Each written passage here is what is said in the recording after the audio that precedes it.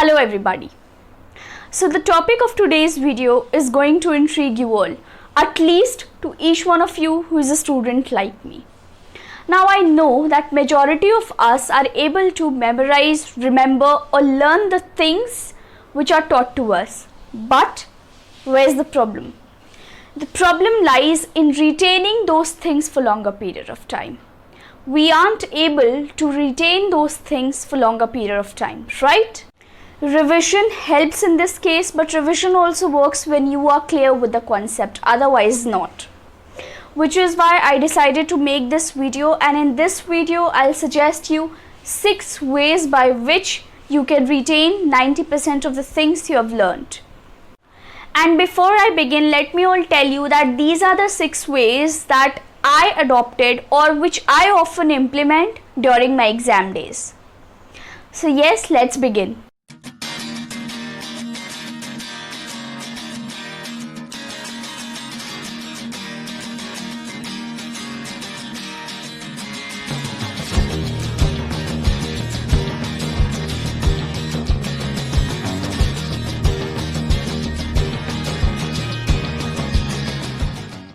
So the very first option which you can adopt to retain 90% of the things learned is making mind maps or flowcharts of the topic which you have learned.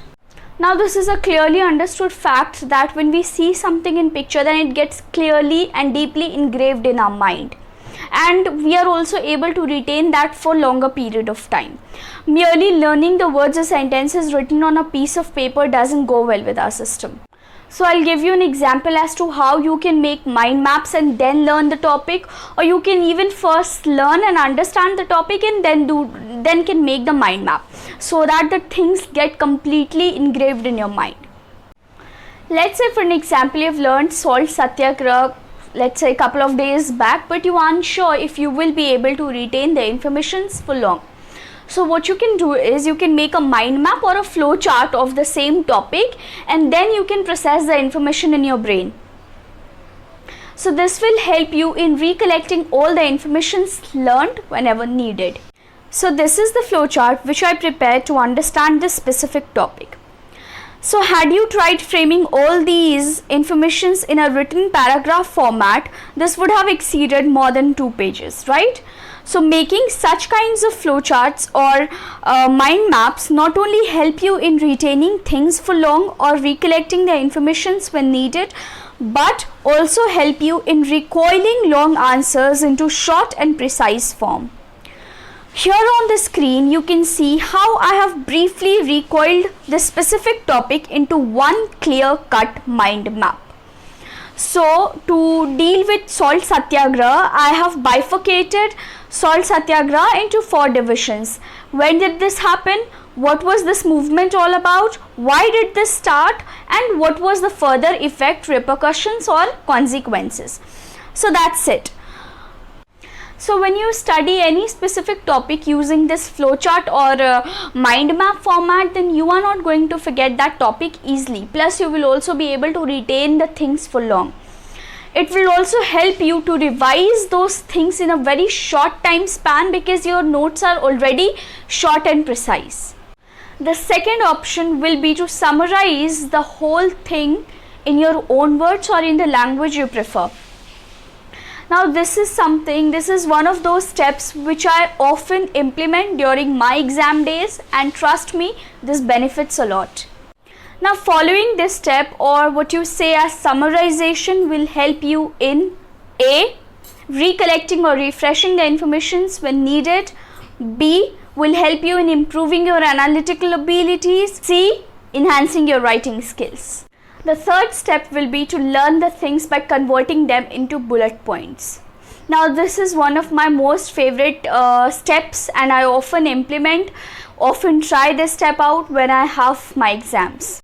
See, when you learn something in bullet point format, then it is more likely that you are able to memorize the stuff for long than when you learn the same thing, the same topic in paragraph format. Now I'll show you an example as to how I follow this step when I have my exams. Now here in this picture you can see that the specific topic, that is The role of Nelson Mandela in anti-apartheid movement is written in the form of a paragraph. And what I did was I converted the whole paragraph in point format by making pointers at the end of each complete sentence. And trust me, this helped me a lot in my exam preparation. Like you can see here in this particular topic, the role of Nelson Mandela is listed in the form of a paragraph. It is not in the form of pointers. So it becomes a bit difficult for students to memorize this and that to retain the things for long. So what I did, I made pointers and then I learnt the topic, so it became quite easy and convenient for me to memorize it for long. And I request each one of you to at least try memorizing things using this trick, and I'm sure this will help you a lot. And yeah, do let me know in the comments if it does. The fourth step will be to ask questions and answer it yourself. Now this trick is applicable when you are learning subjects wherein questions aren't direct and straight, rather they are more towards the analytical side, or subjects wherein questions are analytical or they are subjective in nature.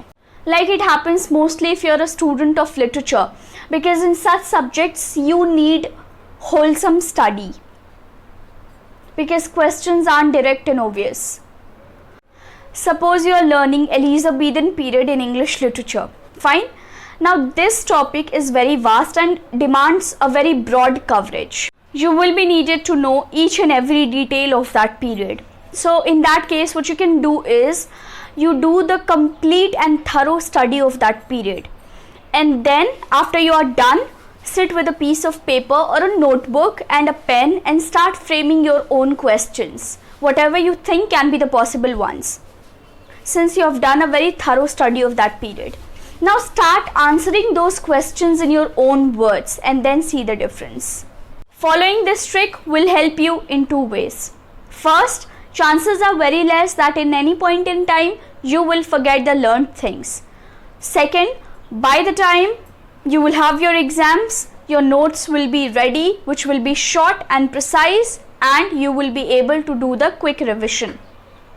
The fifth alternative which you have is one of my favorites, and I often implement this trick while learning my things. So the trick is to teach somebody. Yes, this is probably one of the best tricks which you can use if you want the solid retention of the things you have learned. Suppose you learned a topic a couple of hours before. Now you want that topic to get engraved in your mind deeply. Or let's say you're facing difficulty in retaining the things learned. So the best possible way is to teach that topic, teach that specific topic to any random person. If one time is not sufficing, try teaching twice or even thrice for that matter. Trust me, you won't forget the topic. Now the last and the universal way by which you can retain 90% of the things learned is by memorizing the stuff in the morning hours. Now this trick I followed during my 12th board exams, and trust me, it genuinely helped me a lot. Many of you out there prefer studying at night, but majority of us prefer studying in the morning hours. So for those of you who can study in the morning hours, this trick is your savior. Needless to say, morning mind is calm, composed, concentrated, plus you get the perfect atmosphere which can help you with your retention capabilities. So do try this option out. So that's it guys, these were total 6 ways or tricks which you can use in your study tips, which you can inculcate in your study habits to enhance your retention capabilities.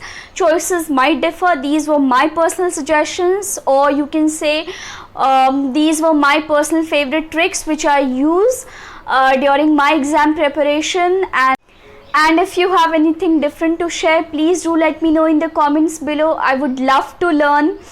And also, if you liked the video, please consider liking it, sharing it and subscribing to my channel. Until then, be safe, do well, keep connected, and thank you.